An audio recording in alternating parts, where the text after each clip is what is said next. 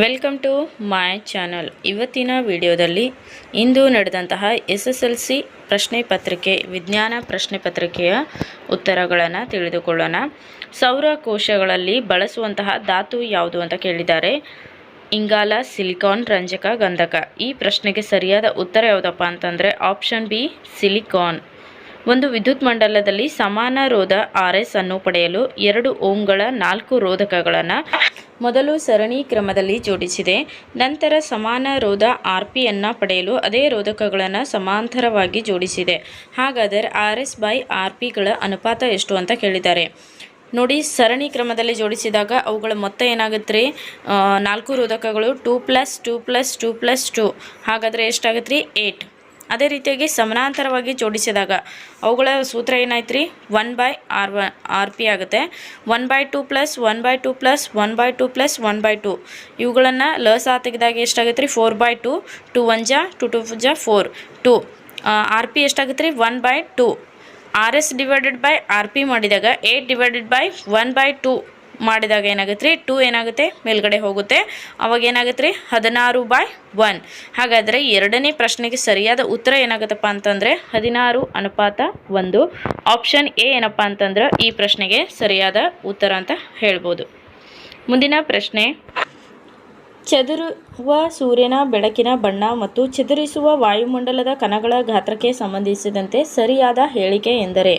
ನೋಡಿ, ಸಣ್ಣ ಕಣಗಳು ಕೆಂಪು ಬಣ್ಣವನ್ನು ಚದುರಿಸುತ್ತವೆ ಅಂತ ಮೊದಲೇ ಆಪ್ಷನ್ನಲ್ಲಿ ಕೊಟ್ಟಿದ್ದಾರೆ. ನೋಡಿ, ಕೆಂಪು ಬಣ್ಣದ ತರಂಗ ದೂರ ಹೆಚ್ಚಾಗಿರುವುದರಿಂದ ಈ ಪ್ರಶ್ನೆ ಏನಪ್ಪ ಅಂತಂದ್ರೆ ಈ ಆಪ್ಷನ್ ತಪ್ಪಾಗಿದೆ. ಅದೇ ರೀತಿಯಾಗಿ ದೊಡ್ಡ ಕಣಗಳು ನೀಲಿ ಬಣ್ಣವನ್ನು ಚದುರಿಸುತ್ತವೆ ಅಂತ ಹೇಳಿದ್ದಾರೆ. ನೀಲಿ ಬಣ್ಣದ ತರಂಗ ದೂರ ಕಡಿಮೆ ಇರುವುದರಿಂದ ಇದು ಕೂಡ ಆಪ್ಷನ್ ಏನಪ್ಪ ಅಂತಂದ್ರೆ ತಪ್ಪಾದ ಉತ್ತರ. ದೊಡ್ಡ ಕಣಗಳು ನೇರಳೆ ಬಣ್ಣವನ್ನು ಚದುರಿಸುತ್ತವೆ ಅಂತ ಹೇಳಿದ್ದಾರೆ. ಇದು ಕೂಡ ತಪ್ಪಾದ ಉತ್ತರ ಅಂತ ಹೇಳ್ಬೋದು. ಅತ್ಯಂತ ದೊಡ್ಡ ಗಾತ್ರದ ಕಣಗಳು ಎಲ್ಲ ಬಣ್ಣಗಳನ್ನು ಸಮಾನವಾಗಿ ಚದುರಿಸುತ್ತವೆ ಅಂತ ಹೇಳ್ಬೋದು. ನೋಡಿ, ಚದುರುವಿಕೆ ಸ್ಕ್ಯಾಟ್ರಿಂಗ್ ಆಫ್ ಲೈಟ್ ಏನಪ್ಪ ಅಂತಂದ್ರೆ ಕಣಗಳ ಗಾತ್ರ ಹೆಚ್ಚಾದಂತೆ ಚದುರುವಿಕೆ ಪ್ರಮಾಣ ಕೂಡ ಏನಪ್ಪ ಅಂತಂದ್ರೆ ಹೆಚ್ಚಾಗುತ್ತದೆ ಅಂತ ಹೇಳ್ಬೋದು. ಆದ್ದರಿಂದ ಈ ಪ್ರಶ್ನೆಗೆ ಸರಿಯಾದ ಉತ್ತರ ಯಾವುದಪ್ಪ ಅಂತಂದ್ರೆ ಆಪ್ಷನ್ ಡಿ. ಮುಂದಿನ ಪ್ರಶ್ನೆ, ಒಂದು ವಿದ್ಯುತ್ ಮಂಡಲದಲ್ಲಿ ಉಪಯೋಗಿಸುವ ಕೆಳಗಿನ ಘಟಕಗಳ ಚಿಹ್ನೆಗಳನ್ನು ಬರೆಯಿರಿ ಅಂತ ಹೇಳಿದ್ದಾರೆ. 2 ವಿದ್ಯುತ್ ಕೋಶಗಳ ಸಂಯೋಜನೆ, ನೆಕ್ಸ್ಟ್ ಸೇರ್ಪಡೆ ಇಲ್ಲದ ದಾಟಿದ ತಂತಿ ಅಂತ ಹೇಳ್ಬೋದು. ಇದನ್ನು ಈ ರೀತಿಯಾಗಿ ನಾವು ಚಿಹ್ನೆಗಳನ್ನು ತೋರಿಸ್ಬೋದು. ಮುಂದಿನ ಪ್ರಶ್ನೆ, 15 ಆಂಪಿಯರ್ ರೇಟಿಂಗ್ ಮತ್ತು 220 ವೋಲ್ಟ್ ವಿಭವಾಂತರ ಹೊಂದಿರುವ ಗೃಹ ಬಳಕೆಯ ವಿದ್ಯುತ್ ಮಂಡಲಕ್ಕೆ 2 ಕಿಲೋವ್ಯಾಟ್ ಸಾಮರ್ಥ್ಯವಿರುವ ವಿದ್ಯುತ್ ಹೀಟರನ್ನು ಜೋಡಿಸಬಹುದೇ ಅಂತ ಕೇಳಿದ್ದಾರೆ. ನೋಡಿ, ಇದಕ್ಕೆ ಏನಪ್ಪ ಅಂತಂದ್ರೆ ನೀವು P=VI ಪವರ್ ಸೂತ್ರವನ್ನು ಬಳಸಿಕೊಂಡು ಕರೆಂಟನ್ನು ಕಂಡುಹಿಡ್ಕೋಬೇಕಾಗುತ್ತದೆ. ಕರೆಂಟ್ ಎಷ್ಟು ಬರುತ್ತಪ್ಪ ಅಂತಂದ್ರೆ 9.09 ಬರುತ್ತೆ.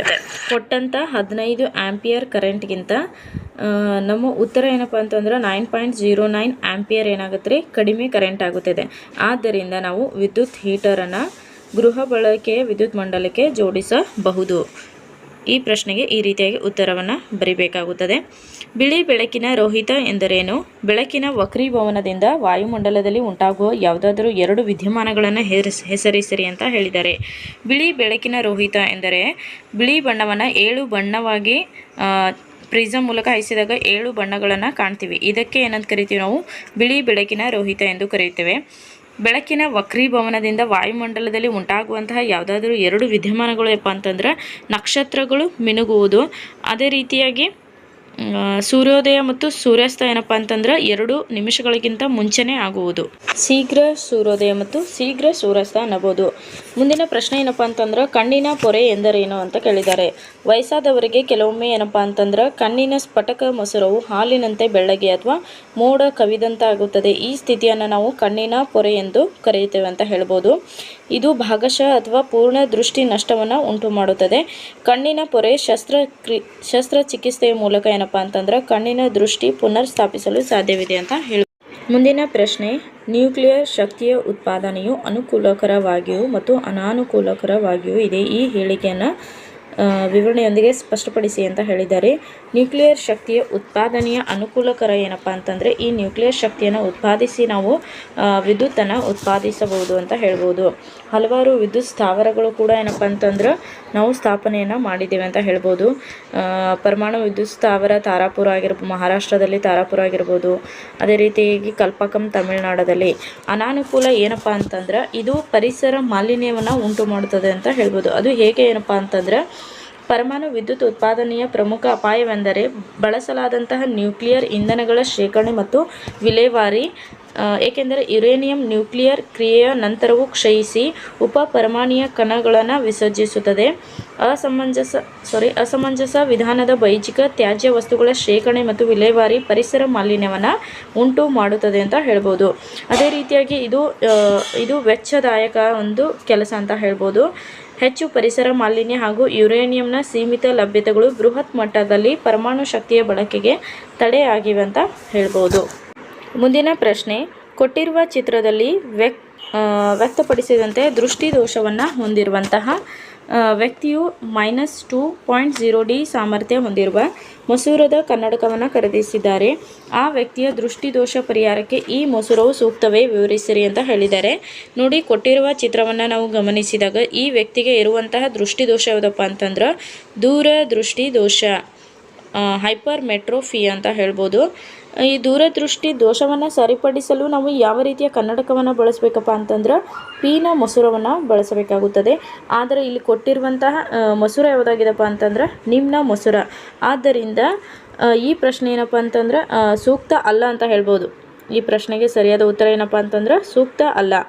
ಮುಂದಿನ ಪ್ರಶ್ನೆ, ಪಿನ ಮಸೂರದ ಮುಂದೆ 2F1ನಲ್ಲಿ ವಸ್ತುವನ್ನು ಇರಿಸಿದಾಗ ಉಂಟಾಗುವ ಪ್ರತಿಬಿಂಬದ ರೇಖಾಚಿತ್ರವನ್ನು ಬರೆಯಿರಿ. ರೇಖಾಚಿತ್ರದ ಸಹಾಯದಿಂದ ಪ್ರತಿಬಿಂಬದ ಸ್ಥಾನ ಮತ್ತು ಸ್ವಭಾವವನ್ನು ತಿಳಿಸಿರಿ ಅಂತ ಹೇಳಿದ್ದಾರೆ. ಯಾವುದೇ ಒಂದು ವಸ್ತುವನ್ನು ಪಿನ ಮಸೂರದ 2F1ನಲ್ಲಿ ವಸ್ತುವನ್ನು ಇಟ್ಟಾಗ ಅದು ಏನಪ್ಪ ಅಂತಂದ್ರೆ 2F2ನಲ್ಲಿ ಇಮೇಜ್ ಫಾರ್ಮೇಷನ್ ಆಗುತ್ತದೆ ಅಂತ ಹೇಳ್ಬೋದು. ಪ್ರತಿಬಿಂಬವು ಏನಪ್ಪ ಅಂತಂದ್ರೆ ಸಮಾನ ಗಾತ್ರವನ್ನು ಹೊಂದಿರುತ್ತದೆ ಅಂತ ಹೇಳ್ಬೋದು. ಅದು ಯಾವ ರೀತಿಯಾಗಂತ ನೋಡೋಣ. ಪ್ರತಿಬಿಂಬವು ಸತ್ಯ ಮತ್ತು ತಲೆ ಕೆಳಗಾದ ಸಮಾನ ಗಾತ್ರವಾದ ಪ್ರತಿಬಿಂಬವನ್ನು ನೋಡಬಹುದು. ಮುಂದಿನ ಪ್ರಶ್ನೆ, 8 ಓಮ್ ರೋಧದಿಂದ ಪ್ರತಿ ಸೆಕೆಂಡ್ಗೆ 200 ಜೌಲ್ ಉಷ್ಣಶಕ್ತಿ ಉತ್ಪತ್ತಿಯಾಗುತ್ತದೆ. ರೋಧಕದ ನಡುವಿನ ವಿಭಾಂತರವನ್ನು ಕಂಡುಹಿಡಿಯಿರಿ ಅಂತ ಹೇಳಿದ್ದಾರೆ. ಹೆಚ್ ಎಷ್ಟು ಕೊಟ್ಟಿದ್ದಾರಪ್ಪ ಅಂತಂದ್ರೆ ಉಷ್ಣ ಅಂತಂದ್ರೆ ಏನ್ರಿ ಹೀಟ್ 200 ಜೌಲ್. ಅದೇ ರೀತಿಯಾಗಿ ಟೈಮ್ ಎಷ್ಟು ಕೊಟ್ಟಿದ್ದಾರೆ 1 ಸೆಕೆಂಡ್. ಆರ್ ಎಷ್ಟು ಕೊಟ್ಟಿದ್ದಾರೆ 8 ಓಮ್. H = V²/RT. ಈ ಸೂತ್ರವನ್ನು ಬಳಸಿಕೊಂಡು ನಾವು ಪೊಟೆನ್ಷಿಯಲ್ ಡಿಫರೆನ್ಸ್ ವಿಯನ್ನು ಕಂಡು ಹಿಡಿಯಬಹುದು. ಮುಂದಿನ ಪ್ರಶ್ನೆ, 300 ವೋಲ್ಟ್ ದರದ ರೆಫ್ರಿಜರೇಟರ್ ದಿನಕ್ಕೆ 6 ಗಂಟೆಗಳ ಕಾಲ ಬಳಕೆಯಾಗುತ್ತದೆ. 1 ಕಿಲೋ ವ್ಯಾಟ್ ಅವರ್ಗೆ 7 ರೂಪಾಯಿಯಂತೆ 30 ದಿನಗಳವರೆಗೆ ಕಾರ್ಯನಿರ್ವಹಿಸುವ ಶಕ್ತಿಯ ಮೌಲ್ಯವೇನು ಅಂತ ಕೇಳಿದ್ದಾರೆ. ಇದನ್ನು ಕೂಡ ಏನಪ್ಪ ಅಂತಂದ್ರೆ ನೋಡಿ, ಅವರು ಪವರ್ ಎಷ್ಟು ಕೊಟ್ಟಿದ್ದಾರೆ 300 ವ್ಯಾಟ್. ಅದೇ ರೀತಿಯಾಗಿ ಟೈಮ್ 6 ಗಂಟೆ. ಇದನ್ನು ಕೂಡ ನಾವು H = VIT ಅನ್ನೋ ಸೂತ್ರವನ್ನು ಬಳಸಿಕೊಂಡು P = ಏನಾಗುತ್ತೆ ರೀ VI. ಆದ್ದರಿಂದ VI ಸ್ಥಾನದಲ್ಲಿ Pಯನ್ನು ಹಾಕೋಬೇಕಾಗುತ್ತದೆ. ಇಲ್ಲಿ ಕಿಲೋ ವ್ಯಾಟ್ ಅವರಿಗೆ ನಾವು ಕೊಟ್ಟಿರುವುದರಿಂದ ನಾವು ಕೂಡ ಏನು ಮಾಡಬೇಕಾಗುತ್ತದೆ PT / 1000 ಮಾಡಬೇಕಾಗುತ್ತದೆ. 1 ಕಿಲೋ ವ್ಯಾಟ್ = 1000 ವ್ಯಾಟ್ಗೆ ಸಮನಾಗಿರುತ್ತದೆ ಅಂತ ಹೇಳ್ಬೋದು. ಹಾಗಾದರೆ H ಎಷ್ಟು ಬರುತ್ತಪ್ಪ ಅಂತಂದ್ರೆ 1.8 ಕಿಲೋ ವ್ಯಾಟ್ ಅವರ್. ಇದನ್ನು 30 × 7 ಮಾಡಿದಾಗ ಎಷ್ಟು ಬರುತ್ತೆ ರೀ 378 ರೂಪಾಯಿಗಳು ಏನಪ್ಪ ಅಂತಂದ್ರೆ ಶಕ್ತಿಯ ಮೌಲ್ಯ ಬಳಕೆಯಾಗುತ್ತದೆ ಅಂತ ಹೇಳ್ಬೋದು. ಮುಂದಿನ ವಿಡಿಯೋದಲ್ಲಿ ಮುಂದಿನ 10 ಪ್ರಶ್ನೆಗಳಿಗೆ ಸಂಪೂರ್ಣವಾದ ವಿಶ್ಲೇಷಣೆಯನ್ನು ತಿಳಿದುಕೊಳ್ಳೋಣ. ಈ ವಿಡಿಯೋ ನಿಮಗೆ ಲೈಕ್ ಆಗಿದ್ದರೆ ಲೈಕ್ ಮಾಡಿ, ಶೇರ್ ಮಾಡಿ. Thanks for video watching.